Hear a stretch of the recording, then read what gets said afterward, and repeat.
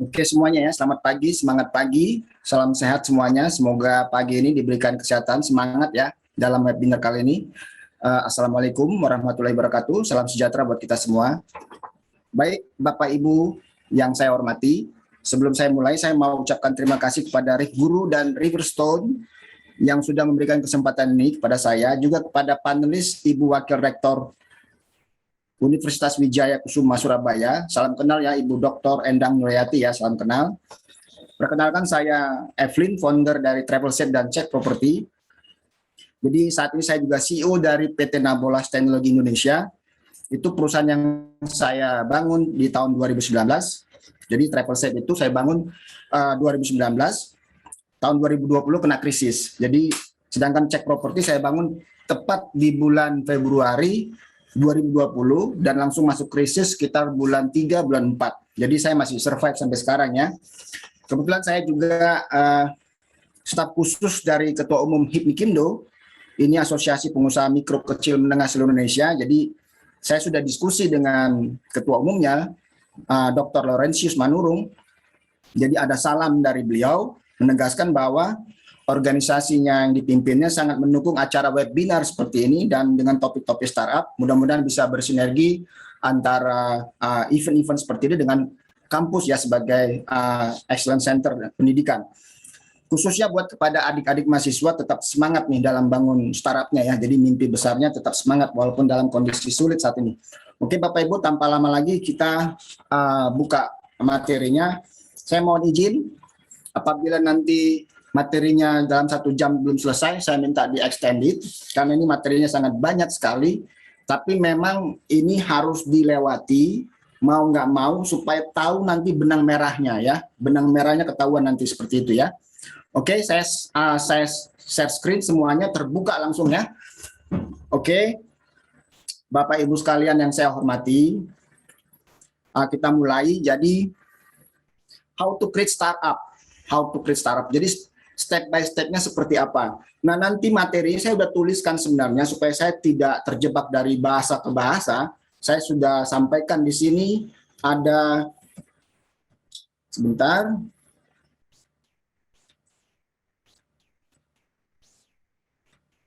Jadi ini ada materinya ya.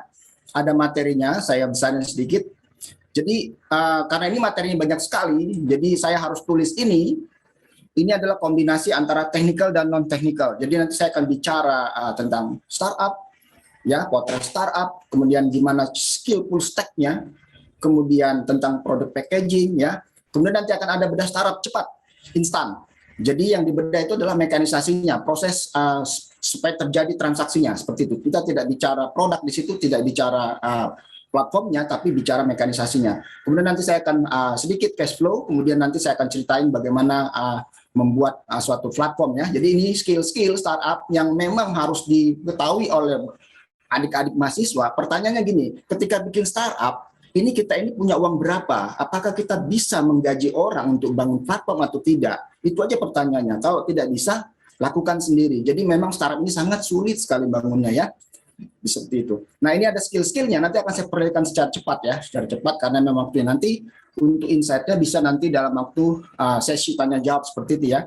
Kemudian nanti intinya adalah bagaimana cara mulainya. Nah di sini HIPMI-Kindo ini nanti ada programnya nanti kita elaborasi lah seperti ini ya. Kemudian juga saya terakhir nanti akan memberikan award sebagai bentuk apresiasi kepada peserta. Kalau kebetulan jadi agen properti, saya akan berikan akses login gratis selama 1 tahun dengan status platinum. Seperti itu ya, Bapak Ibu ya. Oke, ini saya minimize dulu. Kita masuk di sini. Oke, ini potret pengusaha yang ada di Asia Tenggara. Irenosnya memang Indonesia itu selalu di-compare dengan Filipina. Apa-apa dengan Filipina. Kita dengan Vietnam, nggak tahu ya. Mungkin sudah berubah ininya petanya ya, tapi dengan Singapura jauh sekali. Saya tidak bukan ahli dalam melihat hitungan rasionya. Misalnya begini, di Singapura itu rasio pengusahanya itu di atas 5%, kita masih 2%. Apakah dari sisi kuantiti kita lebih banyak?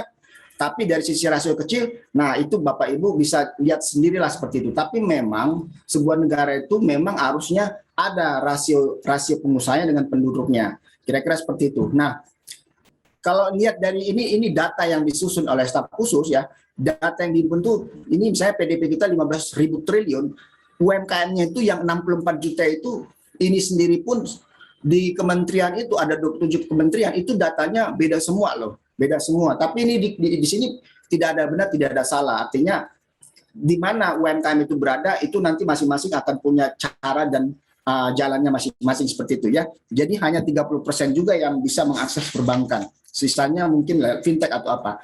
Nah ini penyebabnya Bapak Ibu. Ini banyak penyebabnya, tapi garis besarnya inilah kira-kira. Jadi akses pembiayaan yang kurang ya, seperti itu. Perizinannya kurang ringkas. Ya terima kasihlah buat pemerintahan sekarang ya, banyak yang dipotong ya. Seperti Undang-Undang Cipta Kerja itu sangat membantu sekali ya. Kemudian biaya logistiknya mahal ya. Kemudian juga kualitas SDM-nya kalah seperti itu. Nah, mudah-mudahan dengan adanya Risguri ini bisa mengelaborasi ini dengan pihak kampus, ya kita bisa dong meningkatkan kualitas SDM kita ya. Kemudian juga infrastruktur ya. Ini kan sudah bagus sebenarnya infrastrukturnya, cuman memang capital inflow-nya nggak cepat masuk terhadap peningkatan infrastrukturnya. Tapi so far itu oke lah seperti itu ya. Nah, jadi mari kita lihat Bu, Indonesia sebelum pandemi, inilah kondisi yang saya potret di Tanah Abang. Semuanya itu ramai. Jadi ramai gitu, semuanya happy lah pokoknya, transaksi normal gitu ya, bisnis as usual normal seperti itu. Nah, tapi ketika terjadi sekarang ini PSBB dan PPKM kondisinya sulit, jadi kita harus tetap semangat. Nah, ini yang sekarang kita alami, termasuk juga saya mengalaminya seperti itu Bapak Ibu ya. Jadi minggu lalu saya ikut webinar nasional yang langsung disampaikan oleh Pak Menteri Equir Airlangga bahwa ada perkembangan bagus ya Bu ya, untuk data-data perkembangan bisnis Indonesia sudah mulai naik karena sekarang ini kan Jakarta itu udah dari level 3 ke level 2. Nah, jadi itu harapan tuh ada gitu loh. Jadi istilahnya kalau bisnis itu terkendala karena aktivitasnya terganggu, nah ini sudah mulai. Jadi disampaikan di situ ada data-data dari sisi makro dan mikronya sudah mulai membaik lah. Terima kasih buat pemerintah ya, seperti itu. Jadi ini saya sampaikan kepada Bapak Ibu sekalian, terutama di mahasiswa. Jadi kondisi sekarang itu sudah berubah ya. Jadi kalau mau bisnis itu sekarang itu versi 4 itu benar-benar sangat mengaruh. Jadi ketika kita bisnis secara konvensional ya, apalagi dengan PPKM sekarang terganggu, maka mau nggak mau ini digeser nih sekarang ke IT ya, ke marketplace. Jadi kalau marketplace tidak ada traffic, maka tidak ada bisnis juga di situ. Nah, bagaimana caranya supaya mengenal nih lingkungan barunya supaya Bapak Ibu bisa mendapatkan penjualan, ada omset di situ. Karena kalau tidak ya mati gitu ya, seperti itu. Jadi dengan kondisi sekarang ini apakah masih tertarik ya? Ini tidak ada benar, tidak ada yang salah. Bapak Ibu bisa memutuskan sendiri apakah masih ada peluang masuk akal atau tidak. Kalau saya memang masih survive karena memang saya sudah terbiasa di dunia startup ini, menggeluti ini dari sejak saya lulus dari sekolah dari Bandung. Jadi kalau mau bikin startup memang Bapak Ibu harus kuat, sulit bikin startup itu, ya. Jadi meng-create vision itu Bapak Ibu menderita loh, benar, itu menderita. Tapi ketika nanti mulai bergulir, Bapak Ibu akan enjoy di situ. Nah, enjoy itu bukan seperti kita menikmati makanan, tapi kita bisa menjalankan itu dengan dengan plong gitu ya. Nah, ini satu motivasi. Jadi leadership di situ bisa memotivasi dirinya. Saya harus bisa bikin startup gitu ya, seperti itu. Jadi kalau kita bicara startup, apa bedanya startup dengan UMKM di pinggir jalan? Itu ada bedanya, tapi ada juga persamaannya. Perbedaannya apa? Kalau startup, dia harus mampu membuat platform atau dia harus mampu masuk ke platform. Seperti itu. Nah, saya akan ajarkan bagaimana nanti membuat platform. Nah, platform itu misalnya Bapak Ibu bisa jualan di Tokopedia. Nanti kita elaborasi Tokopedia. Atau Bapak Ibu bikin platform sendiri, seperti Gojek, bikin platform sendiri, seperti itu ya. Nah, ini strategi market Bapak Ibu, ini cepat saja. Memang sekarang market itu sudah berubah. Shifting. Ada perubahan shifting dari versi 1 ke versi 4. Versi 1 itu orang orientasi di produk. Jadi produk itu ya. Jadi waktu versi 1 dia itu orientasi ke produk. Versi 2 orientasinya produk dan customer. Jadi ada 2 combine-nya. Nah, yang versi 3 ada kepuasan di situ. Jadi kombinasi dari produk, customer, dan satisfaction. Nah, versi 4 harus ada engagement, menyentuh. Inilah yang sekarang terjadi itu. Jadi kalau Bapak Ibu mau jualan barang, kalau tidak ada engagement-nya, itu dia akan lari ke tempat orang yang bisa menyentuh hatinya. Jadi dia akan sharing yang namanya, men-sharing yang namanya emosi dia, bagaimana experience dia terhadap customer service, terhadap produk. Nah, ini pun harus ada magnet transaksinya Bapak Ibu ya. Jadi sekarang ini kita usulkan, jadi kalau Bapak Ibu mau bisnis di online, pakailah yang marketplace yang benar-benar punya magnet transaksi yang banyak. Contohnya misalnya ongkirnya di subsidi, ada diskon, bla bla bla seperti itu ya. Jadi ketika Bapak Ibu masuk ke marketplace, tidak hanya si merchandise, artinya tidak hanya Bapak Ibu sebagai pelapak di situ yang bertanding, tapi marketplace-nya pun bertanding di situ. Jadi antar marketplace pun bertanding seperti itu. Dan tandingan sekarang pun marketplace itu ada nanti di belakangnya itu nanti data science. Itu nanti kita elaborasi ya. Jadi ini cepat saja. Jadi create business adalah create new traffic ya, seperti itu.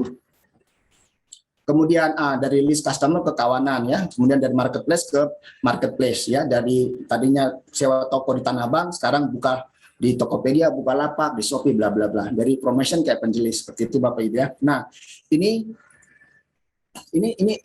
tips aja kalau misalnya mau transaksi di marketplace, nanti ini bisa di-share nanti materinya. Jadi bagaimana caranya membuat sistem review. Jadi di marketplace itu Bapak Ibu ada namanya AI. AI itu adalah dia bisa mendeteksi, dia bisa mengkolek data Bapak Ibu, dia bisa kemudian melakukan mapping, kemudian dia bisa thinking di situ. Jadi ada 3 nih, dia kolek data, dia mapping, dia thinking, dia baru dia bikin keputusan. Keputusan itu absolut. Jadi kalau Bapak Ibu dikenalin sebagai itu yang tidak normal, dia akan melakukan eksekusi terhadap Bapak Ibu. Nah, sekarang bagaimana caranya mengkombinasikan ini supaya tidak masuk dalam cara berpikirnya AI supaya Bapak Ibu bisa membuat sistem review yang ada di marketplace. Nah, ini saya tidak jelaskan karena ini panjang sekali, materi yang saya sampaikan sangat banyak dan saya juga menjelaskan sangat cepat. Ini nanti bisa dielaborasi ya dari tanya jawab ya. Oke, ini juga sama, masih sambungan dari yang tadi. Jadi kalau mau mendapatkan poin di sistem review, ini yang dilakukan ya, seperti ini. Jadi intinya adalah poin di sini adalah ketika Ibu sendiri membuka market di Tokopedia, Bukalapak atau di Shopee, bagaimana caranya Bapak Ibu bisa menunjukkan transaksi sehingga orang lain akan melihat, oh barang ini sudah laku. Nah, bagaimana caranya Bapak bikin produk, Bapak sendiri yang beli, Bapak sendiri yang bayar, kemudian Bapak Ibu sendiri yang mengirim, tapi tidak kena sensor dari AI. Nah, ini caranya, ini tips saja ya. Seperti itu. Nah, kami di Himikindo ya, dalam rangka menumbuhkan dan mempercepat startup ini yang sudah dilakukan. Jadi ini sebenarnya tadinya ini adalah tupoksi dari ketua divisi bidang IT dan digitalisasi, tapi karena beliau sangat sibuk sekali, jadi tupoksi ini saya ambil alih untuk sementara waktu. Jadi ini dilakukan Bapak Ibu. Di kampus pun bisa dilakukan seperti ini. Jadi bentuk grup mentoringnya, melakukan bedah bisnis, coaching, dan matching, gitu ya. Kemudian melakukan berbagai pelatihan-pelatihan, termasuk yang kita lakukan sekarang ini. Ini ada endorsement terhadap pertumbuhan untuk startup di Indonesia, ya, seperti melakukan pendampingan seperti itu ya. Jadi ada linknya seperti itu. Ini tantangan startup di masa mendatang. Jadi memang produknya harus lebih inovatif, pasarnya lebih agresif, pasti. Jadi semua terkoneksi dengan internet. Jadi sekarang ini masuk ke era digitalisasi Bapak Ibu ya. Dan ini data-data ini real loh ini. Ini dicatat data-data ini. Dan ini bisa didapat data-data dari sumber-sumber yang bisa Bapak Ibu dapatkan. Seperti itu ya. Oke, sekarang kita masuk ke materi yang poin pertama adalah jadi how to create startup full stack. Pertama itu yang nomor 1 adalah produk dan pasar. Jadi ini harus matching Bapak Ibu, produk dan pasar. Jadi ketika Bapak Ibu buat produk atau jasa, coba aja jualan di Tokopedia, laku nggak itu barang? Kalau laku, ada matching produk dan pasar di situ. Jadi kalau kita bisa, dulu ada istilahnya gini, jadi antitesa, dulu orang susah menjual, sekarang gampang menjual. Yang susah itu adalah memproduksi barang, karena barang itu terkait ada 3, ada quality, ada delivery, sama ada cost-nya. Jadi 3 ini harus dijaga ini Bu, sustainability dari ketersediaan untuk barang dijual. Jadi produk dan pasar itu harus matching. Kalau nggak matching, nggak bisa itu startup itu jalan ya. Kemudian mapping skill seperti itu. Jadi maksudnya begini Bapak Ibu, di sini tidak ada benar dan salah, tapi Bapak Ibu harus tanya ya, saya bisa apa dalam membentuk startup ini? Apakah saya hanya sekedar ide atau saya bisa bangun platform? Ditanya, seberapa kuat seed financing pertamanya untuk bikin platformnya? Kalau misalnya tidak kuat, ya harus belajar sendiri kan. Paling gampang itu jadi pedagang dulu aja di Tokopedia, di Bukalapak, di Shopee. Nanti ketika sudah menghasilkan, baru bikin platformnya. Karena di sana pun platformnya sudah jadi gitu. Nah, atau misalnya Bapak Ibu mau bikin startup misalnya aplikasi pendukung marketplace, misalnya seperti Resi Gudang seperti itu, bisa juga, atau gudang virtual bisa juga seperti itu, nggak apa gitu loh. Tapi kalau memang tidak bisa bangun platform, ya inilah pasti masing-masing punya caranya, punya jalannya sendiri untuk apa ya, membuat platformnya masing-masing. Di sini tidak ada benar dan salah, tapi duit. Jadi ATM itu amati, terapi, dan modifikasi. Jadi contek saja, seperti Gojek. Gojek itu idenya nggak original loh, tapi dia mencontoh dari si Uber dari Amerika. Tetapi kenapa sukses? Menurut saya ada dua. Pertama, momentumnya jelas. Momentumnya. Yang kedua, ada basis ridernya di Indonesia, yaitu ojek pangkalan. Jadi dia matching, dia produk dan pasarnya matching, dia dapat momentum di situ, dan dia dapat partnernya yang jago IT, sehingga terjadilah itu yang sekarang yang startup itu. Apalagi sekarang sudah join-nya antara Tokopedia dan Gojek sekarang ya. Dan saya pun pakai platform mereka untuk sistem pembayaran di belakang. Kemudian ada yang namanya ini ada namanya membangun ya. Sebentar, ini agak sedikit tricky.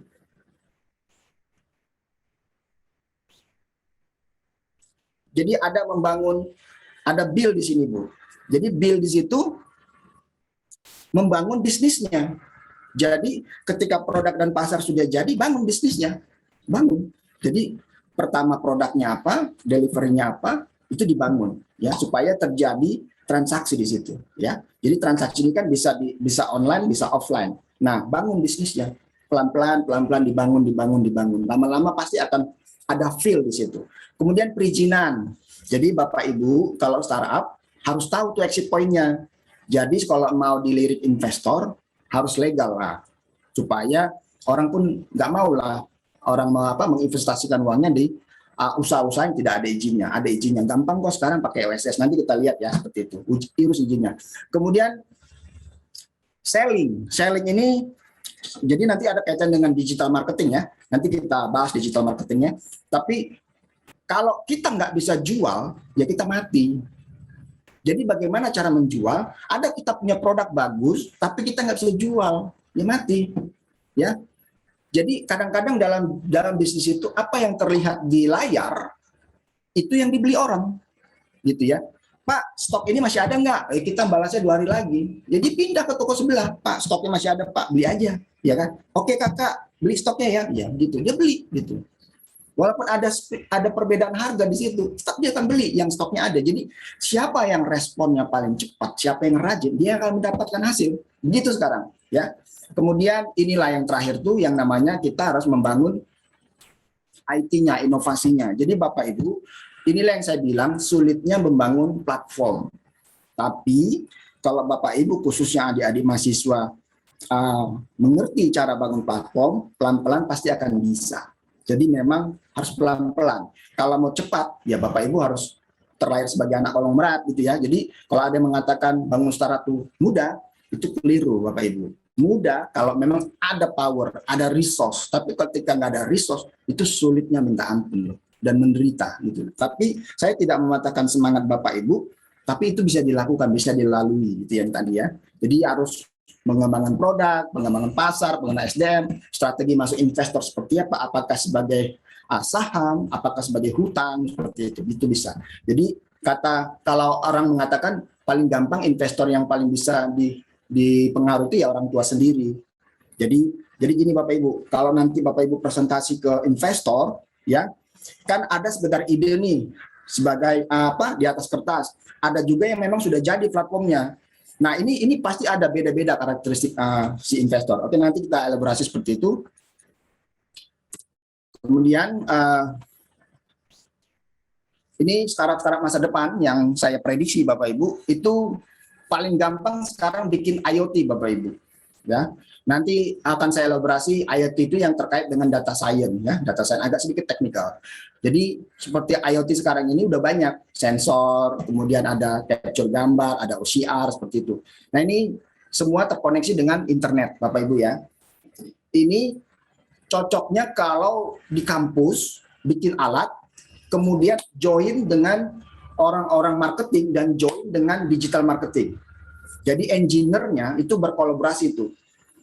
Jadi Bapak Ibu kalau bisa bangun startup itu ajaklah teman-temannya, jangan Superman, jangan sendirian. Kecuali memang produknya bisa dijalankan sendirian. Seperti saya bisa jalani sendirian karena produknya memang karakteristiknya tidak IoT dia seperti itu. Kemudian ada Bitcoin ya, kripto. Nah, ini juga saya mau cerita bahwa saya juga dengan teman-teman saya sedang lagi bangun yang namanya robot kripto. Jadi robot kripto ini nanti di belakangnya ini ada Google, infrastruktur Google. Jadi kami merasa sangat percaya diri bahwa robot kami ini akan laku nanti di pasaran karena ada Google di belakangnya. Jadi kalau sekarang itu kan karena masa pandemi kan uang investor banyak di kripto nih, di saham ya, di spot atau yang di future ya. Nah itu robot-robot luar tuh masuk Indonesia, ya kita jangan mau kalah juga lah bikin robot, nanti robotnya kita jual juga ke luar negeri, ke negara mereka, kira-kira seperti itu. Nah kemudian yang ketiga itu bioteknologi, nah juga kaitannya dengan pandemi sekarang ini, itu juga akan menjadi startup-startup yang sukses nanti di masa mendatang, jadi bioteknologi, karena manusia itu akan berpikir mengeksplorasi di luar batas kemampuan dia, jadi kehidupan, seperti itu ya Bapak Ibu ya. Kemudian juga ada data science ini penting. Jadi kunci dari startup sekarang, khususnya yang besar-besar nih Bu ya, seperti Tokopedia, Shopee, itu adalah pertarungan data science. Siapa yang bisa menangkan data science, dia yang akan menangkan pasar. Kemudian ini yang kelima, ini adalah eksplorasi ruang angkasa ya, ruang angkasa. Ini juga akan menjadi startup-startup yang besar nanti di masa depan.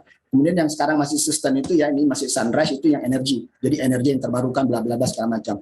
Oke Bapak Ibu ya. Nah ini jalur-jalur pengembangannya Bapak, ini contoh-contoh yang saya lakukan aja. Jadi saya ini tanda tangan perjanjian-perjanjian. Jadi kalau bikin startup, di-build bisnisnya, dikembangin. Jadi jangan seperti katak dalam tempurung, situ-situ aja. Kecuali kalau memang mau jadi pedagang, nggak apa-apa sih. Tapi kalau mau dikembangkan harus ada nih. Jadi kerjasamalah dengan orang-orang lain. Nggak apa-apa kita jual produk orang lain. Seperti saya nih misalnya jualan properti. Tadinya saya nggak jualan properti, cuma startup di cek propertinya. Tapi nggak apa-apa, karena duit startup di cek properti lebih banyak dijual propertinya. Seperti itu ya. Nah, seperti ini, saya juga sign seperti ini ya, Jasindo, Aca, segala macam ya. Saya eksklusif dengan si Aca-nya. Kemudian dengan BCA juga saya juga ada perjanjian untuk API-nya seperti itu Bapak Ibu ya. Nah ini kegiatan-kegiatan saya Bapak di Himikindo. Jadi inilah gunanya kita sebagai pembina di sini. Jadi ketua umum itu sangat benar-benar memberikan waktunya supaya bagaimana caranya supaya sinergi antara UMKM ini dengan pemerintah. Jadi biasanya dikasih masukan, misalnya kemarin kita diskusi di Departemen Dalam Negeri bahwa supaya nanti APBD itu bisalah dialokasikan dengan UMKM sekitar berapa persen untuk alokasi untuk APBD-nya, sehingga UMKM setempat itu bisa hidup. Jadi kalau misalnya untuk snack atau misalnya beli merchandise, nggak perlu harus ke Jakarta, beli aja di daerah masing-masing. Jadi UMKM di daerah itu pun dapat rezeki seperti itu Bapak Ibu ya. Nah ini saya sebagai staf khusus, ini perjanjian desain seperti itu ya. Nah kita akan fokus di sini Bapak Ibu. Jadi full stack skill ini. Jadi Bapak Ibu nanti kalau materi selanjutnya kalau memang sudah ada punya latar belakang startup dan IT, ini nanti menyesuaikan saja. Tapi kalau yang belum ada, nanti enjoy saja, nggak usah, relax saja, tidak usah terlalu dipusingkan, karena akan ada nanti kita lihat technical skill ya, seperti itu ya Bapak Ibu ya. Jadi kalau di startup itu ya, termasuk juga yang ada di termasuk juga yang di platform-platform sekarang, perusahaan-perusahaan IT, ini selalu dilakukan, dan ini orang profesional Bapak Ibu. Jadi kalau misalnya adik-adik mahasiswa mau bekerja sebagai profesional untuk staff di DevOps, itu bisa juga seperti itu. Jadi gajinya ini range-nya kalau nggak salah sekitar berapa ya? Kalau orang IT itu mungkin fresh graduate sekitar 5 juta, kalau pengalaman 1 tahun mungkin dapatlah sekitar 6 sampai 8 juta. Ya, jadi yang kiri itu namanya development, yang kanan itu operasional, Bapak Ibu ya. Jadi di start itu dari tombol ini. Dimulai dari tombol panah ini, jadi kita bikin plan, kemudian kita coding, biasanya ini prototype ya, kemudian kita build, kemudian kita test ya. Kemudian dirilis nih, dirilis baru diimplementasikan. Nah, nanti di testing nih sama usernya. Biasanya ada user acceptance test atau apa segala macam. Nah, ini sifatnya mutar Bapak Ibu. Jadi kalau ada istilah dia itu namanya agil ya. Jadi berputar dia. Seperti itu ya, bikin. Jadi ini bisa terus ya. Jadi sampai sekarang pun perusahaan-perusahaan IT besar itu melakukan metodologi ini seperti itu Bapak Ibu ya. Oke, sebelum ini udah selesai materinya, coba kita masuk lagi ke yang tadi, yang ini materinya banyak sekali ya. Jadi coba kita lihatkan bagaimana cara misalnya di Tokopedia ya. Jadi ada, saya buka dulu ini. Terima kasih ya Bapak Ibu ya. Jadi untuk pertanyaan belum bisa saya berikan waktunya karena materinya masih banyak.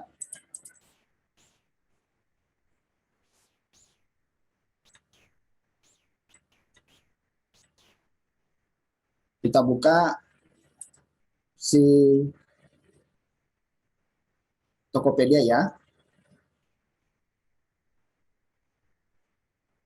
Tokopedia. Jadi Bapak Ibu, kalau misalnya Bapak Ibu mau jualan Tokopedia, ini tips aja, cepat saja. Bikinlah produk yang latar belakangnya itu putih ya Bapak Ibu ya. Latar belakangnya putih, karena itu ada impression di situ. Jadi mata melihat itu bagus. Kemudian bikinlah seperti ini. Nah, ini saya contohkan, misalnya saya bikin yang namanya label produk ya, label produk di Photoshop. Jadi skill-skill ini memang harus bisa Bapak Ibu, minimal Photoshop ya. Banyak memang editor gambar, tapi kalau bisa kuasainlah Photoshop ini karena ini cukup powerful ya. Jadi paling gampangnya kalau mau nanti adik-adik mau coba bisnis paling gampangnya gini. Cari produk di Tokopedia yang packagingnya jelek. Misalnya gini, misalnya bumbu. Kita ketik bumbu ya, bumbu masak ya. Bumbu masak. Nah, jadi bisa kita,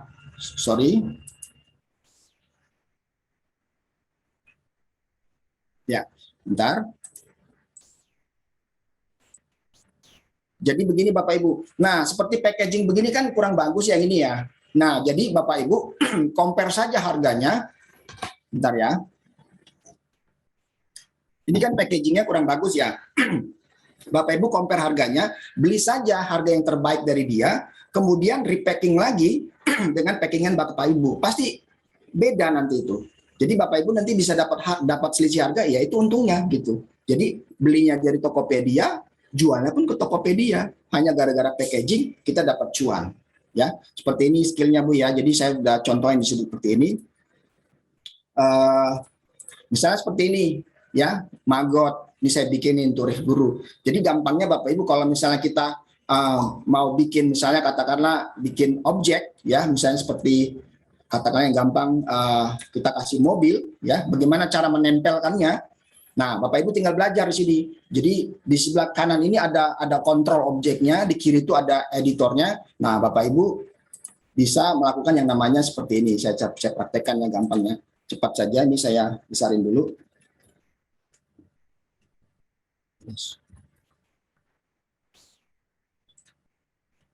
Nah, seperti ini ya Bapak Ibu ya. Bapak Ibu langsung bisa ambil gambarnya, kemudian nanti tempelkan aja di itunya. Seperti ini, cepat saja.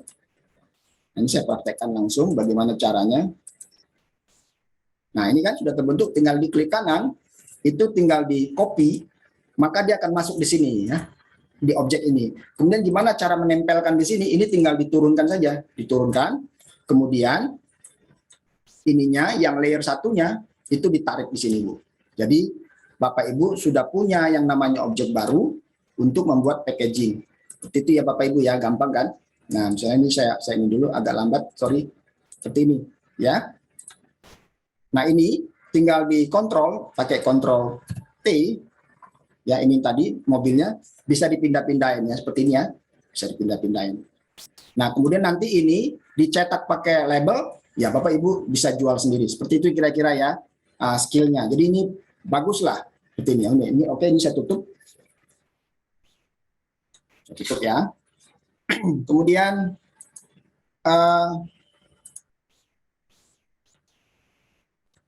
kita bicara dulu yang namanya bedah startup ya. Jadi maksudnya begini, supaya Bapak Ibu punya cuma feeling khususnya adik-adik mahasiswa, ini saya tutup dulu ya. Saya tutup dulu. Supaya adik-adik mahasiswa mengenal feel-nya, jadi kita akan bedah startup secara cepat, instan. Saya tidak akan bicara startup ini seperti apa, saya tidak bicara produk, karena saya akan tunjukkan bagaimana proses transaksi sehingga menghasilkan uang. Ya, jadi bedah startup cepat ini akan membuat Bapak Ibu punya feeling bagaimana caranya membangun startup. Jadi kalau nanti presentasi ke investor harus bisa menjelaskan ini. Karena di kepala investor itu ada 3 pertanyaan nanti kita elaborasi secara bisnis plan-nya ya.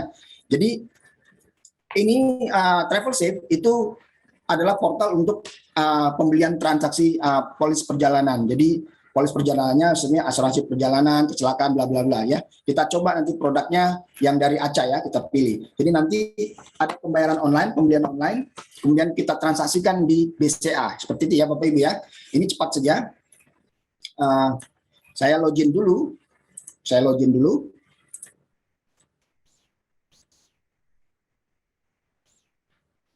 Kemudian saya pilih produknya, ya saya pilih produk misalnya ACA ini ya, produknya yang katakanlah yang 30.000 yang ini ya, saya beli. saya beli. Jadi transaksi ini online, transaksi online, bayar online, cetak polis. Jadi nggak usah lagi ke kantor ACA, tapi langsung di sini bisa seperti itu ya. Dan ini yang saya bangun di 2019, jalan sebentar kena krisis, tapi saya masih survive ya. Saya masih survive. Oke, kita beli. Kemudian kita check out ya, cepat saja. Seperti ini ya. Saya tulis misalnya saya yang berangkat ya, Ervin MS gitu ya. Oke, tanggal berangkatnya tanggal hari ini. Kapan? Ini bebas saja, cepat. Nomor passwordnya W. Nomor identitas KTP ya, KTP di sini. Cepat aja. Kota berangkatnya dari Jakarta. Kemudian nama lawyernya Wita, itu istri saya. Kemudian bunganya istri gitu ya. Emailnya seperti ini, Raja Kue Tangerang ya. Teleponnya 085220020884. Oke, kita cek lagi. Oke, ini udah selesai transaksinya. Sekarang bagaimana pembayarannya? Ini udah masuk ke namanya API Bapak Ibu. Jadi ini ditransaksikan bisa lewat bentar. Bisa minta tolong adminnya approve yang masuk karena ini ya. Bentar saya gini dulu. Nah, ini continue ya. Jadi pembayarannya itu bisa lewat GoPay, wallet, atau ATM transfer. Jadi ini saya akan coba transaksikan lewat BCA. Jadi sebelum saya transaksikan, saya buka dulu yang namanya BCA saya ya. Jadi ini saya buka BCA.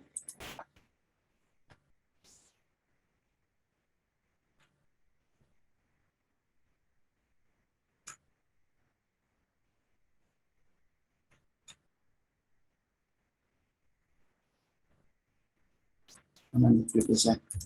Nah ini ya, klik BCA ya. Oke, saya login.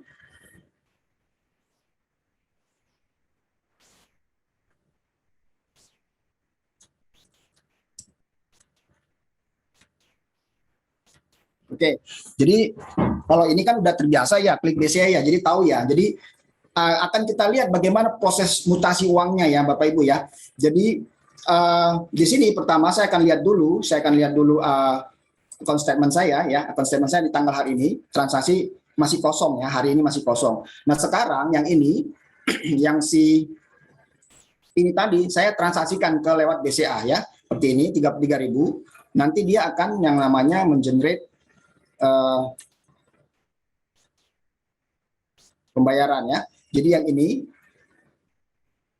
sebentar kelewatannya.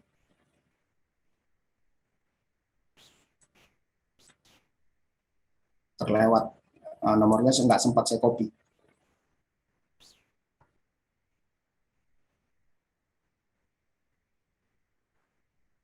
Ini ya, ini saya copy, kemudian masuk ke klik BCA, ya itu masuk ke yang namanya bank transfer, itu ke virtual account.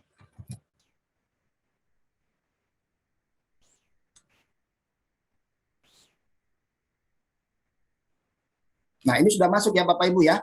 Jadi langsung didetek sama si BCA-nya, ini account-nya, ini virtual account-nya ya, tinggal di continue. Maka saya tinggal masukin key BCA, kalau lihat di sini ada key BCA, saya akan masukkan, saya apply 1, 1, 2, 3, 4, 5, 6, apply 1, maka saya masukin angka ya, 23, 87, 87, 28, 24.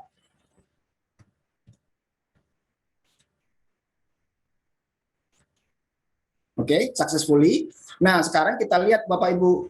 Jadi di rekening saya sudah berkurang uangnya sebesar 23.000 ya. Ini berkurangnya posisi debit ya. Nah, sekarang pertanyaannya di mana ini uangnya? Uangnya itu ada di mana? Nah, uangnya itu ada di payment gateway ya, di payment gateway ini. Di sini Bapak Ibu ya. Ini uangnya. Jadi kita bisa cross check dia nomor ini tadi yang masuk ke payment gateway-nya. Kira-kira gitu ya Bapak Ibu ya. Jadi biar tahu ketika nanti adik-adik mahasiswa bikin startup bisa mempresentasikan itu ke investor karena investor ingin lihat gitu ya, ingin lihat. Nah, sekarang mari kita lihat yang namanya business plan ya, business plan. Bagaimana ya? Sebentar. Wait ya, ini saya buka begini aja, saya buka Word saja. MS Word. Nah, misalnya begini ya. Jadi ini MS Word. Jadi buat adik-adik mahasiswa, ketika nanti misalnya bikin bisnis plan ya, kan kalau di kuliahan itu bikin tugas akhir kan begini ya, metodologinya ya. Saya bab 1 ya, katakanlah saya bab 1 pendahuluan gitu ya.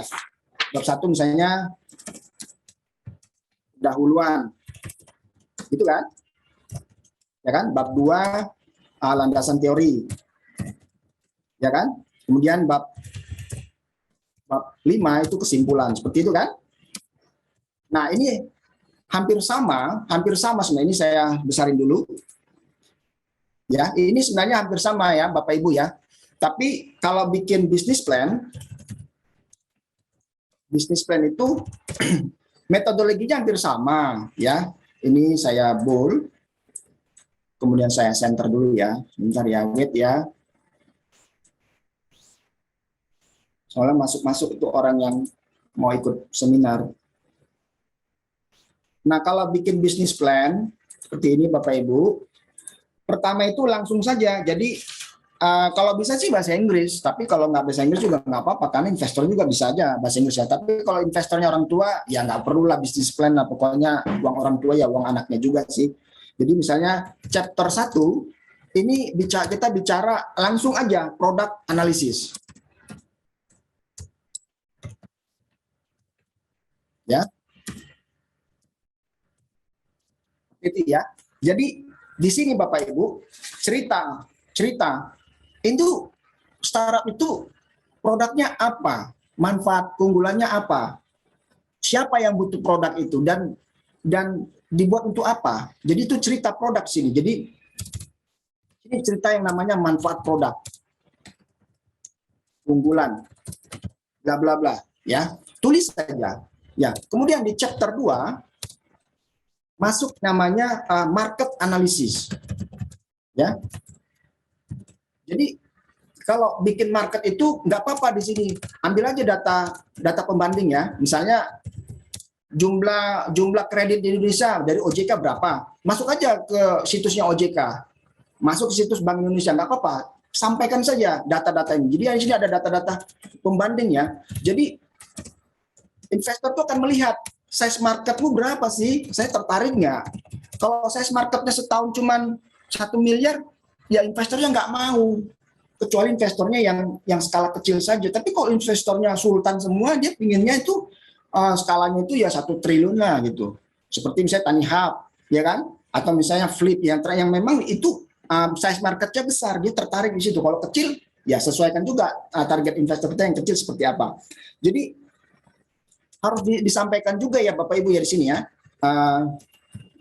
Disampaikan juga di sini cara menjualnya, how to sell-nya ya, dan cara mencapai pelanggannya. Nah, Bapak Ibu cerita saja di sini yang namanya digital marketing atau misalnya canvassing, nggak apa-apa, cerita saja di situ. Jadi market analysis itu penting ya. Kemudian yang chapter 3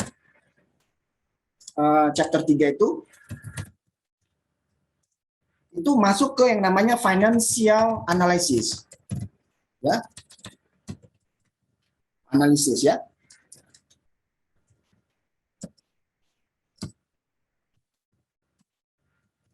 Nah, seperti ini. Jadi ini penting Bapak Ibu. Tipsnya ya. Jangan sampai ada besar aja ya, bukan nggak sopan ya. Jangan sampai ada pembayaran hutang di sini. Biasanya investornya suka marah itu, bukan marah, agak sedikit menggerutu dia loh. Namanya saya ATMBCA nih, saya mau investasi ke startupmu mau bayar hutang. Nah, jangan sampai begitu. Jadi financial analysis. Jadi pikiran investor itu ada 3 Bapak Ibu. Pertama, dia nggak mau uangnya hilang, nggak mau dia. Yang kedua adalah dia pingin uangnya berkembang dong. Dan bagaimana cara mengembangkannya? Itu aja terus. Ujung-ujungnya duit. Jadi kalau nggak bisa berkembang ya dia nggak mau lah. Mendingan deposito aja tidur atau main kripto ya auto sultan. Nah tapi kadang ada investor yang tipikalnya itu dia harus menambahkan value dalam bisnisnya, ada kepuasan dia di situ. Ada juga seperti itu. Nah, kalau bisa dapat angel investor seperti itu bagus seperti itu. Nah, saya pun nanti ada ide startup, nanti saya bisa konekin tuh ke investornya. Jadi kalau misalnya adik-adik mahasiswa punya ide, ya kita konekin aja. Ya kan? Nanti gimana caranya ya pembagian saham atau apa itu kan tinggal diobrolin saja ya. Seperti ini. Nah, yang terakhir itu adalah bicara berarti ini chapter 4. Kita bicara offering. Ya, kamu tawarin apa nih? Investor. Apa yang ditawarin? Saham kah? Atau obligasi kah? Apa? Disampaikan seperti itu ya. Kemudian yang terakhir bikinlah kata-kata penutup semangat gitu ya, harapan gitu ya. Mudah-mudahan sinergi gitu ya. Sebut aja harapannya, nggak apa-apa seperti itu. Jadi itu ini menurut saya yang harus dipahami dari calon-calon startup bikin bisnis plan supaya jelas itu. Market size itu sangat penting sekali karena pikiran dari investor itu seperti itu ya, ujung-ujungnya duit juga sih. Jadi nggak salah juga sih mereka seperti itu ya. Oke, ini saya tutup. Nanti ini bisalah dielaborasi dalam sesi tanya jawab ya. Sesi tanya jawab. Terima kasih ya Bapak Ibu ya masih bersabar ya. Sabar sedikit ya karena materinya saya akan usahakan cepat ya. Usahakan cepat. Nah, sekarang ini saya tutup dulu. Ini masih banyak yang join ya. Luar biasa. Ini ada berapa ini? 100-an ya. 116 Pak, 116 so far. Masih bersabar ya, sabar ya. Saya juga crowded juga di sini ya, karena memang inilah yang harus dilalui. Jadi nanti ketahuan nanti benang merahnya ya. Jadi ini direkam. Jadi on the spot saya apa yang bisa on the spot, apa yang tidak ya. Ini kan nanti bisa dilihat lah seperti ini ya. Oke, ini saya tutup dulu. Saya save dulu lah ya, seperti nanti ada kolaborasi ya. Pertanyaannya saya kasih bisnis plan. Itu ya. Udah aman nih barang, udah bisa tutup. Oke, sekarang Bapak Ibu saya mau jelasin cek properti. Tadi kan sudah nih ya, bagaimana cara processing bisnis proses di sini ya. Kita pakai produknya si Aca di sini nih. Jadi Bapak Ibu sebentar, ini admin dulu. Cek properti silakan aja dicek situ. Kalau misalnya butuh asuransi perjalanan bisa masuk ke Travel Safe, itu diskonnya banyak semua kok. Saya cuma ambil 3% aja dari komisi saya yang 25%, sisanya saya kasih ke nasabah. Seperti itu, karena harus bersanding sama yang lain. Oke, sekarang cek properti ya Bapak Ibu ya. Saya buka sekarang yang namanya Excel, saya sudah buka. Sebentar ya. Oke, ini contoh proyeksi bisnis plan. Nah, jadi Bapak Ibu, skillnya bisnis plan itu ya harus bisa akuntansi ya, harus bisa akuntansi karena hitung-hitungannya. Jadi bahasa ke investor itu adalah bahasa akuntansi. Jadi kalau misalnya akuntansi itu rumusnya gampang loh sebenarnya. Jadi cuma begini aja tuh rumusnya tuh. Harta sama dengan hutang ditambah modal. Begitu aja tuh. Jadi jurnalnya pasti debit aja tuh, nggak akan kemana-mana ini. Ini saya besarin dulu ya. Wait ya, wait. Saya besarin. Oke ya, lebih kelihatan jelas ya Pak Bisni ya. Ini aja nih rumusnya nih, dihafalin aja nih hutang tambah modal. Nah kemudian harus tahu namanya saldo normal ya. Saldo normal itu misalnya aset, saldo normalnya adalah debit, gitu ya. Kalau namanya hutang, pasti saldo normalnya kredit. Jadi rumusnya begitu, makanya sama terus itu balance-nya. Nah, misalnya ada jurnal nih, jurnal pembelian aset misalnya. Berarti debitnya adalah aset, ya. Kreditnya adalah kas atau bank atau hutang. Gitu, ya. Kalau dibayar asetnya, maka jurnalnya adalah hutangnya berkurang, ya. Di sini kas atau bank. Seperti itu ya. Nih, gini aja nih. Kalau misalnya penjualan, gampang juga. Jadi kalau saldo normal penjualan, itu saldo normal pasti kredit. Ya, kredit nih. Pasti itu. Saya rubah, saya kredit ya. Jadi kalau misalnya penjualan, maka jurnalnya apa? Berarti penjualan tuh, ya. Berarti kita harus membuku yang namanya piutang atau account receivable ya.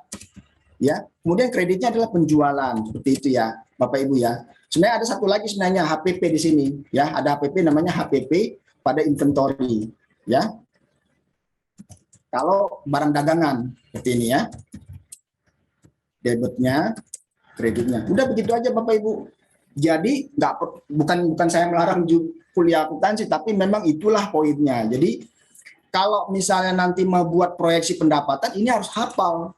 Kalau nggak hafal, ya kita harus hire orang. Tapi itulah di awal-awal, bikinlah pencatatannya, buku pintarnya, Excelnya debit kredit saldo, debit kredit saldo. Nanti ketika investor masuk, mulailah merekrut orang yang profesional. Tentu harus digaji ya. Nah sekarang saya akan review cek properti ini ya. Ini duitnya dari mana aja. Nah itu yang tadi kaitannya yang ini tadi.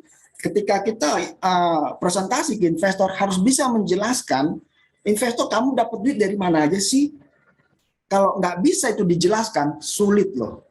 Jadi investor itu udah dia balik badan dia, nggak tertarik. Nah sekarang cek properti ini duitnya dari mana ya? Jadi saya harus jelaskan dulu. Jadi ini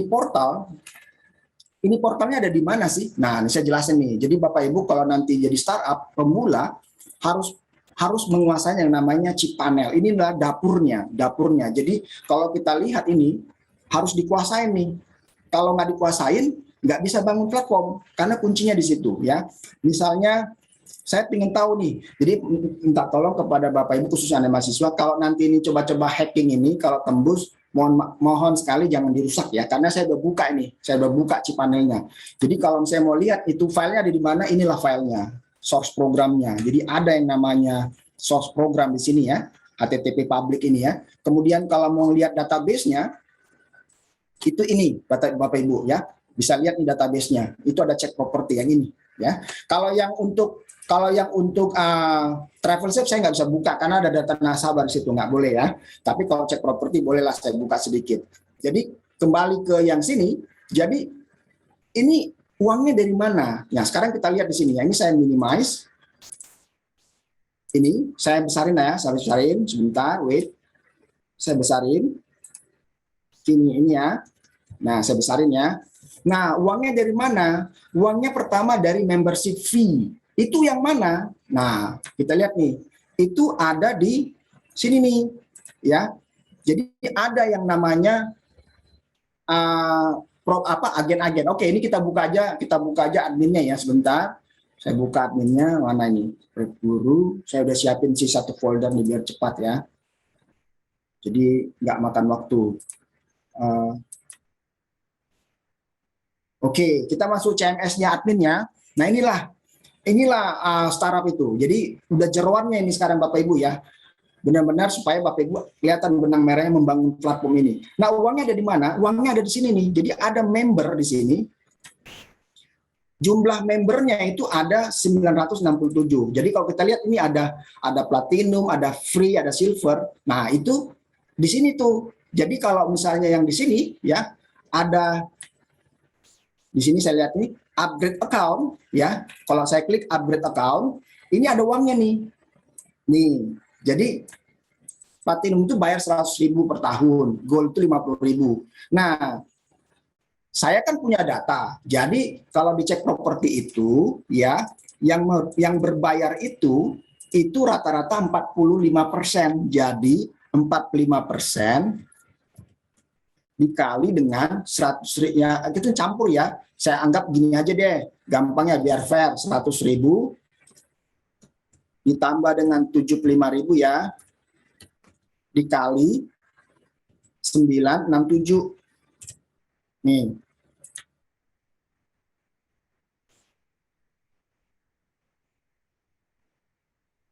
Nah inilah Bapak Ibu, nggak sampai sih sebenarnya 40%, sekitar 40% lah yang berbayar lah, sisanya itu free ya. Ini uangnya membership masih kecil dia Bapak Ibu. Tapi ketika kita presentasi size marketnya, jadi di Indonesia itu Bapak agen properti itu sekitaran mungkin let's say 50.000 sampai 100.000 orang. Itu pun ya bukan profesional semua sih, tapi ada yang nyambi ya, seperti itu ya. Nah, tapi setidaknya ini pendapatannya nih. Jadi investor tahu nih dari mana uangnya. Kemudian ada iklan rekomendasi, itu yang ini. Itu yang ini ya, Bapak Ibu rekomendasi nih, ya kan? Nah, ini saya biasanya jual nih ke agen-agen nih, bayarnya 500.000 sebulan, murah-murah aja, yang penting rame gitu loh.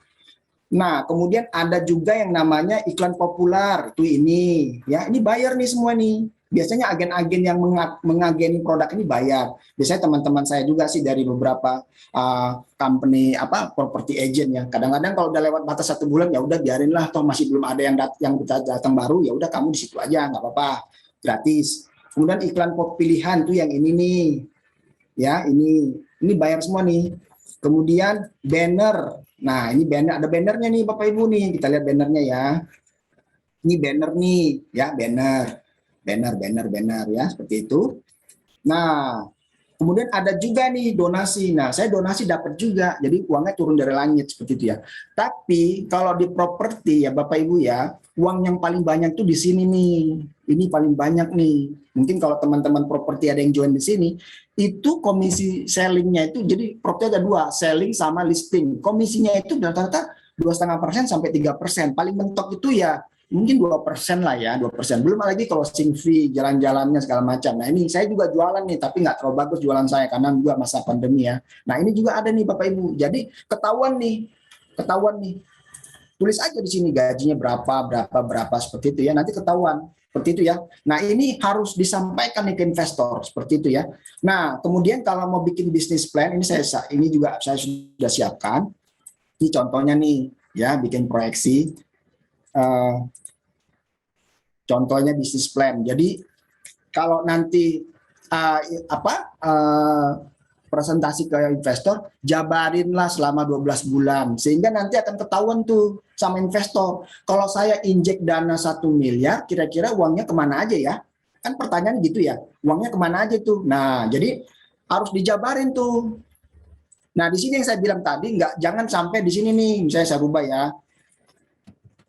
Misalnya begini, bayar cicilan hutang, ini jangan nih, nggak boleh nih, ya, nggak boleh. Nanti akan dilihat lah, saya injek uang untuk bayar hutang kamu dong, gitu. Apalagi bayar kartu kredit lagi di sini disampaikan, wah jangan, ya, itu harus dihindari ya Bapak Ibu ya. Tapi kalau beli aset nggak apa-apa, sampaikan saja, nanti akan ketahuan nih cash flow-nya ya, seperti ini. Makanya skill startup itu harus mengerti yang namanya akuntansi ini. Kalau nggak ngerti, susah. Harus belajar aja. Kan rumusnya tadi gampang tuh. Ini tuh rumusnya. Harta, hutang, plus modal. Gini aja udah. Saya juga belajar gini. Gitu. Ini pelajaran orang akuntansi mungkin berapa semester ya. Kita pelajarin cuma berapa menit. Tapi harus hafal gitu ya. Saldo normal, Jurnalnya harus balance. Seperti itu ya Bapak Ibu ya. Oke, sekarang kita masuk dulu ke checklist ya. Terima kasih ya, masih bersabar ya. Jadi ada mana tadi checklistnya? Guys, puyeng kepala. Ini saya tutup dulu ya. Save dulu. Nah, sini aja deh. Oke. Saya ini dulu ya. Ini sudah, ini done ya. Saya checklist dulu ya. Ini done. Ini done. Ya. Nah, ini belum ya, nanti lah ya. Ini juga sudah, done. Sudah. Ini sudah. Nah, ini sudah. Nah, ini nih ya. Oke. Nah, sekarang Bapak Ibu kan sudah punya skill tuh yang teknikal dan non teknikal tuh. Nah, sekarang bagaimana cara bikin website? Ya, cara bikin website seperti apa? Nah, Bapak Ibu, kalau bikin website itu banyak caranya. Jadi, ketika Bapak Ibu sudah punya produk, kan berarti Bapak Ibu harus punya platform nih. Nah, saya tampilkan nih, misalnya contoh nih pakai WordPress. Nah, ini WordPress nih contohnya nih WordPress. Ini saya bikin nih untuk presentasi nih WordPress. Tampilannya ini udah responsif loh. Seperti ini ya. Ini WordPress, bla bla bla. Nih, udah bagus sebenarnya dia. Tapi ada kelemahan WordPress. Ketika nanti Bapak Ibu bikin portalnya yang microservice, sulit dia karena harus pecah-pecah nih. Karena kan harus pakai frameworknya si WordPress. Itu sulitnya di situ. Makanya kalau cuma sekedar landing page ini bisa dipakai, nggak apa-apa, bagus-bagus aja sih. Tapi kalau misalnya nanti untuk model kayak Bapak Ibu mau bikin platform seperti Tokopedia, nggak bisa ini. Harus bikin benar-benar yang baru ya, seperti itu ya. Nah, Bapak Ibu kalau mau bikin kayak begini, itu ada tuh Guru tuh. Mereka punya tim yang bagus tuh untuk bikin yang begini-begini ya. Jadi haruslah disesuaikan dengan kebutuhannya. Nanti kalau misalnya udah uangnya udah banyak, bolehlah bikin portal-portal yang lebih bagus. Nah, ini contohnya ya.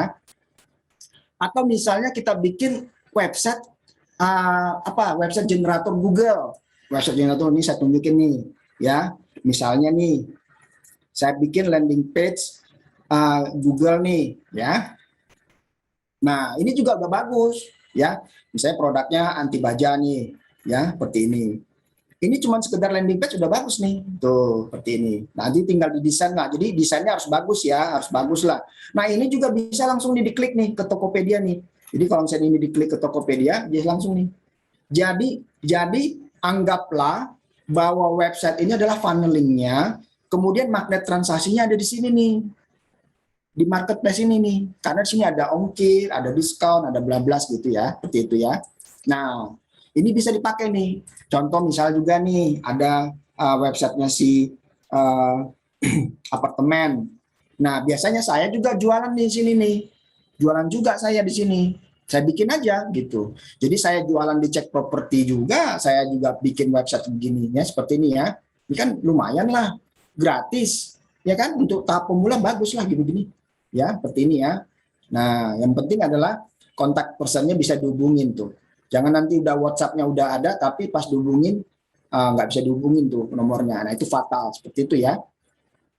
Oke, nah sekarang Bapak Ibu, kalau misalnya udah punya website bagus kayak begini ya, ini saya tutup dulu ya sebentar ya.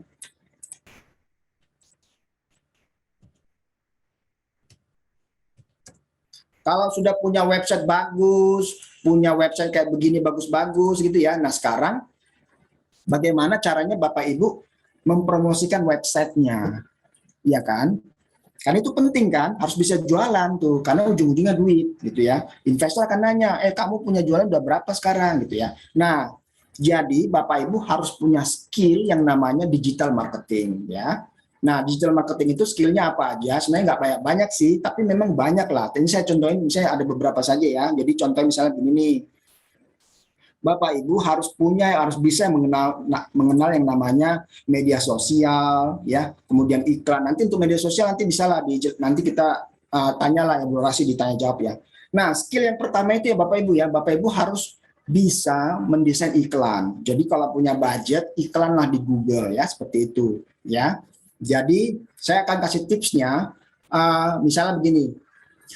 Ini hasil riset yang saya tidak sebutkan dari nama perusahaannya mengatakan begini. Jadi ini risetnya nih langsung tanya jawab nih antara penanya dan penjawab. Ditanya, kamu umurnya berapa? Sekian, Bu. Kamu pendapatannya berapa? Ada range-nya tuh sekian, Bu. Oh gitu ya. Terus kamu punya media sosial apa aja? Dikasih tahu. Saya punya Instagram, punya TikTok, punya Facebook. Nah, jadi Bapak Ibu dari pertanyaan itu saya dapat bocoran. Jadi kalau Bapak Ibu mau jualan barang-barang yang harganya relatif murah, iklanlah di Facebook. Kalau barangnya relatif lebih mahal, iklanlah di Instagram. Karena ternyata orang yang menggunakan Instagram itu lebih tinggi pendapatannya. Jadi kalau mau jualan boneka di Facebook, kalau mau jualan peralatan golf atau mobil, ya di Instagram. Seperti itu ya. Di TikTok ternyata hampir mirip dengan Instagram. Jadi kalau mau jualan barang-barang yang bagus, ya jualah di TikTok sama di Instagram. Nah, cara bikin kontennya nanti mungkin webinar selanjutnya mungkin guru bisa lah melakukannya. Nah, ini Bapak Ibu contohnya ya, bagaimana cara mendesain iklan. Sehingga nanti kalau nanti di Google dicari ini misalnya ya jasa misalnya jasa pengeboran minyak gitu. Nanti keluar tuh. Ya, keluar nanti. Jadi kalau Bapak Ibu jualannya itu sebagai konsultan yang sifatnya korporasi, iklanlah di Google. Ya, jadi ada itu spesifikasinya. Jadi ketahuan tuh ya Bapak Ibu ya. Nah, ini sangat efektif dalam menjangkau audiens. Nah, ini Bapak Ibu kuasain yang namanya Google AdWords ya, itu akan sangat powerful. Di sini akan bicara CTR, CPC, semuanya di sini ada ya, harganya berapa. Kemudian ya. Nah, kemudian sebelum ke sana juga Bapak Ibu harus meregistrasi yang namanya ini tadi ada yang namanya Google Analytics. Ya, harus diregistrasi supaya apa? Supaya menjadi anak kandungnya si Google. Jadi dia akan memudahkan yang nanti navigasi men-searching CEO-nya. Jadi namanya itu backlink tuh Bapak Ibu. Nah, itu udah materi digital marketing lah. Jadi harus lincah nih Bapak Ibu. Jadi Bapak Ibu kalau bisa bikin landing page, bisa Google Analytics, bisa Google iklan, Bapak Ibu sudah bisa mendeklar seorang profesional di bidang digital marketing. Saya jamin itu.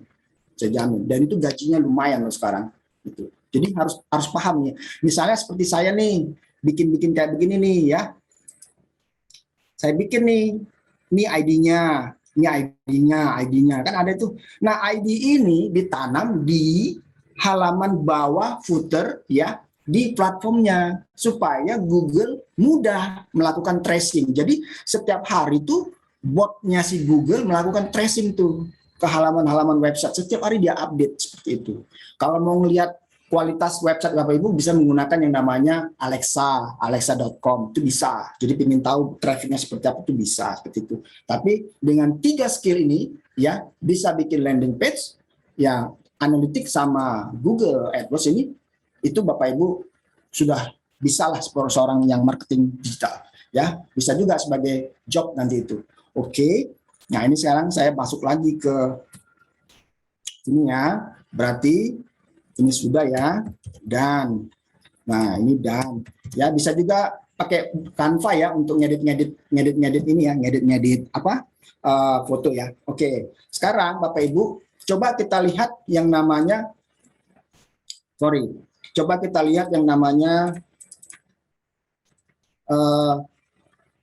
ini ya, kita Raja Koi Tangerang ya. Ini toko saya di Tokopedia. Seperti itu ya. Nah, ini toko saya nih. Jadi, ini ada saldonya, ini penjualannya. Saya belum ambil-ambil. Saya kasih tips ya, sebentar ya. Misalnya Bapak Ibu jualan, katakanlah misalnya kayak begini nih jualannya nih. Nah, ini salah ini, jangan running di sini, cancel. Ini tutup dulu ya, ini udah selesai kan, dan apply ya.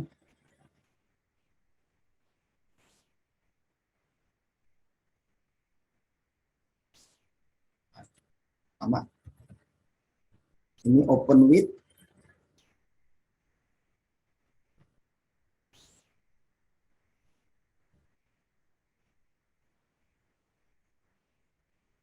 Nah, jadi Bapak Ibu misalnya begini, Bapak Ibu jualan pembatas jalan tuh. Ini kan beratnya kan bisa 100 kilo ya. Bagaimana ini mentransaksikan di Tokopedia? Kalau Tokopedia itu kan rata-rata jual boneka, jual gelang-gelang kan gampang ya. Nah kalau jual ini bagaimana caranya? Nah ini saya kasih tips. Kalau nanti adik-adik masih mau bisnis-bisnis kayak begini, ketika nanti misalnya, ini juga harus dikuasain ya. Jadi kalau misalnya main di marketplace, harus lincah nih tangannya nih, kuasain semua nih, wawasannya semua dia harus dikuasain nih. Supaya Bapak Ibu tahu nih, usahakan mencapai power merchant, di atasnya ini ada lagi yang namanya official store ya. Misalnya begini nih, saya kasih tips cepat saja. Misalnya kalau misalnya tambah produk, kalau produknya itu adalah yang berat, jadi ketika ini tipsnya ya, ketika membuat nama produk di sini ya. Jadi nama produk bikinlah di depan itu adalah keyword dulu ya, keyword baru nama produk. Kenapa? Supaya orang kalau mencari di marketplace ketahuan tuh keywordnya. Nah, kemudian sizingnya jangan diisi. Ini kan ada size nih. Ini ada size. Di sini ada yang namanya sizing di sini. Ini jangan diisi. Kenapa? Karena kalau diisi AI-nya jadi berjalan tuh. Tapi sizingnya dibikin di sini panjang, lebar, tinggi. Ya. Kemudian beratnya berapa? Beratnya diisi 1 kilo aja. Ya, 1 kilo nih. Kasih kilogram 1 gitu ya. Atau misalnya kasih gram, kasih 500. Kan nggak nyambung tuh. Pembatas jalan beratnya segini. Nggak apa-apa. Nanti AI-nya udah ngerti itu. Jadi mereka pun sudah mentolerir yang begini-begini supaya nanti waktu pengirimannya itu pakai resinya si JNE saja. Jadi kita kayak ngirim kartu pos bahwa ini loh barangnya udah nyampe nih, terjadi transaksi kan. Nilainya misalnya kita transaksikan misalnya harganya 10 juta gitu ya, 10 juta. Nah, kita transaksikan nih lewat kartu pos, lewat kirim pakai operator JNE atau misalnya si cepat segala macam, pos segala macam gitu ya. Tapi nanti barangnya dikirim pakai armada Bapak Ibu sendiri. Itu ngakalinnya seperti itu supaya Bapak Ibu bisa menjangkau nih nasabah dari Bapak Ibu ya. Itu tipsnya ya. Itu sama AI-nya bisa jadi normal ya. Jadi tidak diblok seperti itu ya. Nah, jadi sekarang kita lihat yang di Tokopedia, bagaimana mendesain Tokopedia seperti ini. Jadi saya sudah kasih sedikit literasi.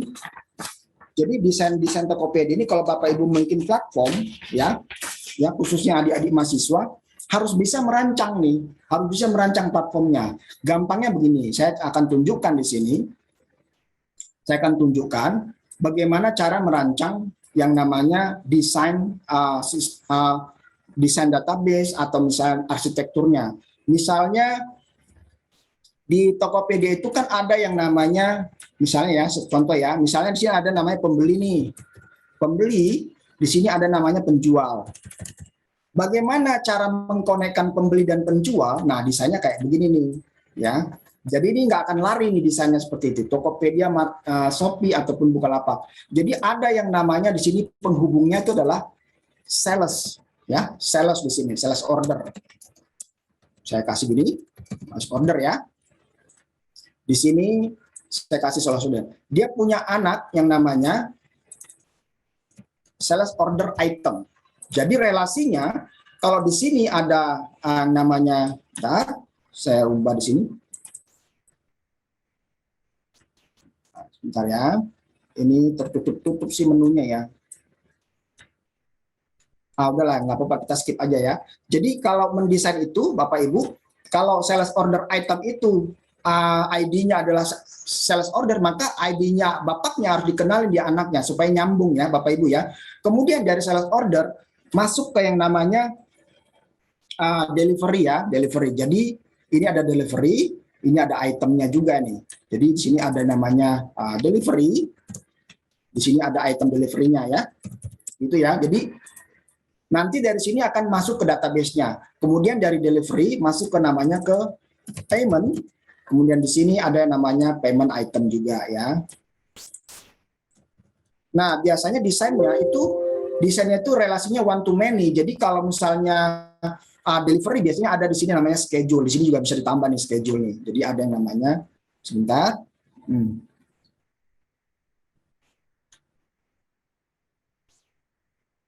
Sini ada namanya schedule ya, schedule. Jadi kalau di project pun ini harus didefinisikan. Kemudian nanti dari situ baru nama payment, barulah masuk ke yang namanya account bank ya, bank account. Nah, di bank account inilah akan terkoneksi si pembeli punya rekening di sini dan si penjual juga punya rekening di sini. Jadi desainnya marketplace itu nggak akan lari dari sini Bapak Ibu ya. Cuma yang membedakan apa? Satu table di marketplace itu atributnya itu bisa sampai 100. Jadi tergantung scalability-nya Bapak Ibu dalam mendesainnya. Seperti itu ya. Nah, ini desain seperti ini nanti baru nanti masuk ke yang namanya saya tutup dulu. Ini saya jalankan dulu sistemnya. Udah jalan, baru nanti masuk ke namanya database ya, database-nya misalnya Bapak Ibu pakai MySQL seperti ini ya. Nah, nanti Bapak Ibu tinggal konekin saja nih. Nanti dari desain tadi tinggal create database gitu ya. Nah, nanti dari situ baru masuk ke pemrograman seperti itu ya Bapak Ibu ya. Oke. Ini saya tutup. Kemudian masuk lagi ke sini. Oke, ini sudah ya, dan ini sudah juga dan, ini sudah dan ya. Oke. Nah, Bapak Ibu, saya coba perlihatkan skill bagaimana membuat website yang dengan versi sendiri ya. Tadi kan sudah itu Google Generator pakai WordPress. Nah, sekarang saya coba yang sederhana ya. Ini ada website ya yang ini saya buka ya, kita open pakai Firefox ya. Nah, ini Bapak Ibu ya, nah ini ya, jadi Rif Guru, halo guys ya, mudah-mudahan tambah maju. Ini saya ngecap aja sih, jadi nggak usah terlalu pusing ya. Jadi mulai buat landing page di sini ya, kalau nanti punya uang, kami kan lagi bikin robot Athena Tier 1 ya, jadi bisa pakai robot ini nanti belum tahu apakah digratiskan atau bagaimana, nanti timlah yang ini. Jadi saya di sini membantu programmer utama melakukan pengetesan script dengan script juga seperti itu ya. Jadi saya salah satu web developernya di sini. Nah, ini Bapak Ibu kalau mau bikin website sendiri. Nah, ini codingannya seperti apa? Nah, saya tunjukin codingannya ya. Nah, codingannya kayak begini nih. Nah, kayak begini codingannya ya. Jadi yang ada namanya home itu kayak begini nih. Ya, ini saya tutup dulu. Ini pakai editor Visual Studio Code ya.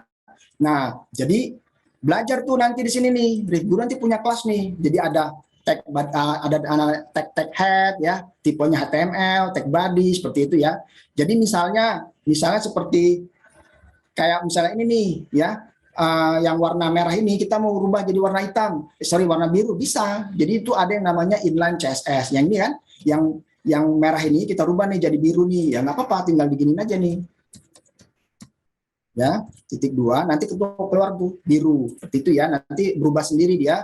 Kemudian kita save, kemudian nanti ini kita refresh, itu berubah jadi biru. Nah itu nanti belajar tuh di sini nih, dasar-dasarnya seperti itu ya. Nah, jadi bikin website ini juga kalau bisa keroyokan saja. Jadi kalau misalnya keroyokan tadi, misalnya yang saya sampaikan tadi yang model DevOps tadi, bisa pakai yang namanya Trello. Trello itu apa ya? Sebentar, kita buka aja nih websitenya biar tahu nih. Trello ya. Trello. Jadi Trello ini bisa dipakai nih startup ini untuk misalnya bikin bagi tugas nih. Misalnya kamu mau bikin front end, tugasmu ini ya. Kemudian bikin back end, tugasnya ini. Nanti bisa update status ya. Kemudian untuk source-nya bisa pakai yang namanya Git ya, bisa pakai GitHub ya. GitHub juga bisa seperti itu. Nah, ini dimanfaatin saja. Ini bisa bagi-bagi source di sini ya, seperti itu. Jadi manfaatkan saja yang fitur tools ini untuk kolaborasi. Tapi kalau misalnya Bapak Ibu atau adik-adik mahasiswa bangun sendiri, ya nggak perlu lah tools ini, bangun sendiri aja seperti itu ya, tinggal install aja yang namanya editornya sama programnya, baru nanti jalan seperti itu. Mohon izin Pak Evelyn, Ya, silakan Pak. Apakah kira-kira 10 menit lagi sudah cukup, Pak? Biar kita bisa lanjutkan dengan Bu Endang dan kita Boleh. lanjutkan dengan Q&A. Bagaimana, Pak? Terakhir saya coba sampaikan ini ya, codingan Python ya. Siap, siap, siap. Codingan Python-nya. Ini saya tunjukkan codingan Python, Bapak Ibu. Oke, Pak. Jadi Siap. misalnya saya di-connect. Jadi, nah ini Python ini terkenal sekarang komputasinya. Jadi saya buka code-nya. Misalnya begini Bapak Ibu ya, ini cepat saja karena waktunya juga sudah mepet. Misalnya gini, coding Python itu sederhana bahasa saya print ya, print. Misalnya saya katakan sini, hello world gitu. Ya, nanti dia bisa jalan sendiri. Jadi nanti dia akan membentuk keluar tuh sintaknya. Misalnya saya bikin misalnya for i ya in range gitu ya, misalnya gitu. 10 ya, kemudian saya print i-nya. Nah, saya jalanin, nanti akan keluar hasilnya seperti itu. Jadi ini permainan-permainan ini bukan permainan, program-program ini sangat sangat membantu Bapak Ibu dalam membuat startup. Nah, kemudian ini mungkin terakhir lah, jadi data science mungkin saya kira di skip aja ya. Saya bikin contoh pemrograman yang namanya ini. Jadi Bapak Ibu, ini contoh satu pemrograman di dalam suatu membangun platform ya.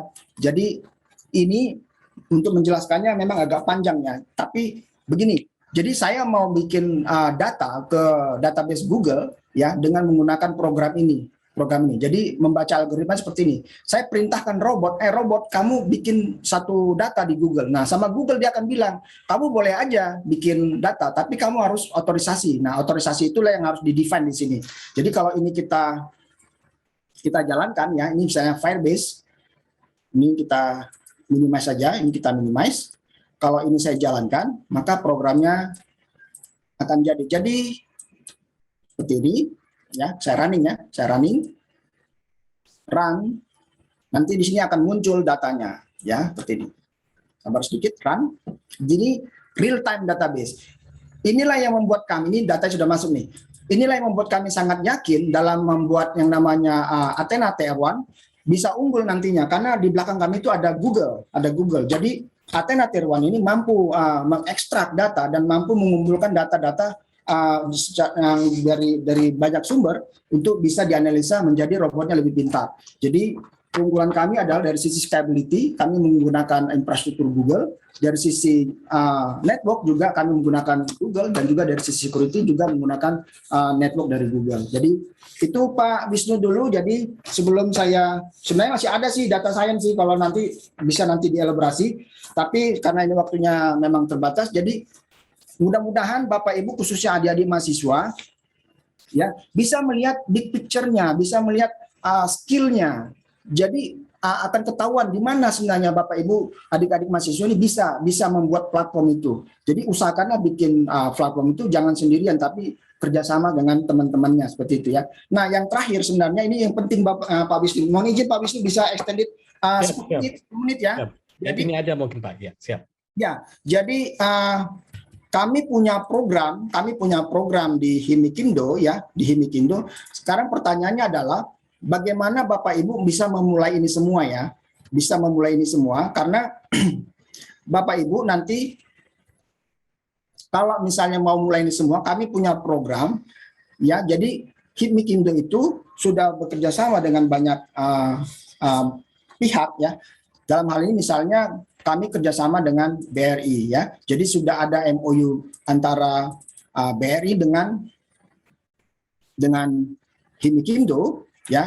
Ini ditandatangan langsung sama ketua umum kami Pak Laurentius ya. Nah dari sini staf khusus bersama dengan ketua DPP lainnya itu melakukan peningkatan dari MOU ini menjadi PKS ya. Jadi ini ada PKS-nya. Jadi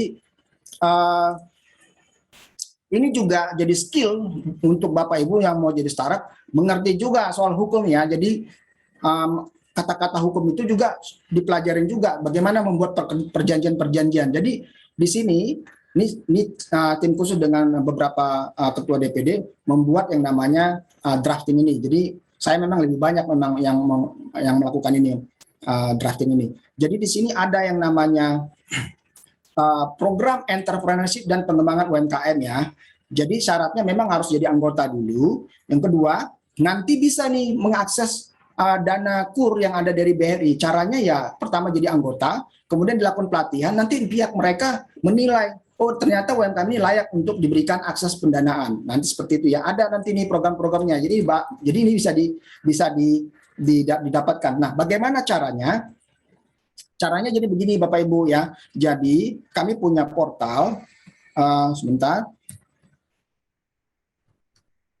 Ya, kami punya portal yang namanya di sini. Saya paste nanti ini URL-nya ya. Punya portal, daftar saja di sini, daftar saja di sini. Ini saya paste dulu ya. Daftar di sini. Nah, nanti daftar. Nanti saya akan download datanya. Nanti akan saya download datanya. Kemudian kalau yang untuk startup ya, langsung saja ke saya dikirim datanya supaya saya tahu bahwa ini akan membuat platform. Jadi kalau yang untuk UMKM daftar di sini saja, tapi kalau yang untuk startup langsung WhatsApp ke saya, kirim datanya. Nah, ini saya akan kasih nanti datanya dalam bentuk Excel ya. Ini contoh datanya ya, seperti ini. Mana ya? Sebentar ya, wait ya. Ini ya formatnya ya. Ini formatnya, nanti diisi saja di sini. Tapi yang penting adalah, nah ini seperti ini ya. Yang penting adalah nanti di sini idenya ya. Jadi ditulislah ide startupnya itu apa ya. Nanti file ini dikasih ke saya, sehingga nanti saya bisa jadi mentoringnya. Nah ini saya coba mau perlihatkan daftar yang sudah mendaftar di kami ya. Ini juga skill SQL ini bisa juga menjadi skill yang harus dimiliki oleh startup untuk melakukan analisa data. Sebentar, ini kita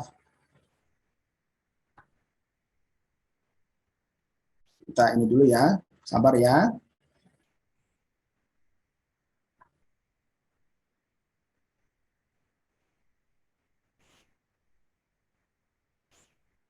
Saya buka dulu. Nah ini contohnya ya, jadi di kami itu sudah ada ribuan yang sudah mendaftar, jadi Bapak Ibu supaya tidak ketinggalan juga bisa menggunakan ini aja ya. Nah ini skill-skillnya ya, jadi Bapak Ibu kalau mau cleansing database bisa pakai ini. Nah jadi ini lebih powerful dibanding Excel. Nah ini datanya kalau kita lihat di sini sudah ada, sorry bukan ini. Sudah ada sekitar 7 ribuan ya. Nah, ini 7 ribuan yang sudah mendaftar. Jadi kalau kita lihat datanya seperti ini saya substring namanya supaya tidak pengungkapan data. Nah, ini data-datanya ya. Seperti ini, usahanya apa ya, seperti itu ya. Nanti data ini akan saya ambil. Nah, ini sebenarnya tupoksinya Ketua DPD IT Digital saya, tapi karena sibuk sekali saya ambil alih sekarang untuk sementara waktu. Nah, ini daftar saja, nanti saya ambil datanya. Untuk yang startup yang mau bikin platform, ini nanti saya kasih nanti di chatbox, nanti dikirim langsung ke saya.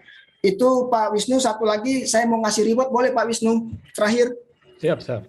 Nah, ini saya mau kasih reward kepada Bapak Ibu yang mungkin kebetulan agen properti. Jadi caranya adalah kalau misalnya mau berlangganan di sini, di cek properti ya, di cek properti, caranya adalah registrasi dulu di cek properti ya, registrasi dulu di cek properti. Nah kemudian nanti datanya masuk, nanti saya akan update datanya yang seperti ini ya. Jadi kalau mana tadi ya yang, bentar langsung saja di sini ya, sebentar wait.